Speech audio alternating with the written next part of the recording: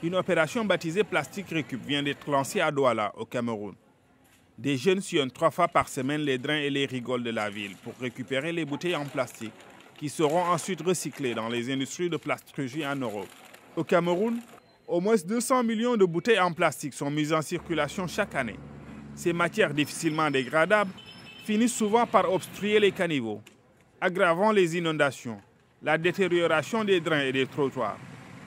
Avec le développement de l'activité, et notamment par la vente de produits en plastique de plus en plus importante, il nous a semblé vraiment utile de commencer à s'initier, à s'impliquer beaucoup dans tout ce qui est récupération, collecte et recyclage du plastique. Nos équipes sillonnent des drains pour assembler des bouteilles afin d'éviter des inondations et ainsi pour limiter la pollution de l'environnement.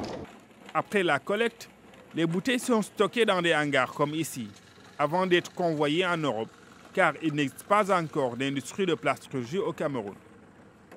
Un travail de longue haleine face aux mauvaises habitudes des consommateurs.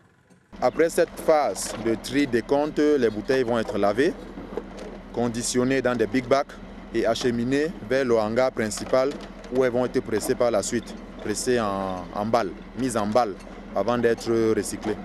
Ainsi, des bulles sont placées au carrefour pour permettre aux populations d'y jeter directement les bouteilles. Elles seront ensuite mises à la disposition des industries de plastiquerie pour recyclage.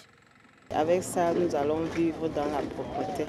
Parce que là, nous avons souvent eu trop d'inondations.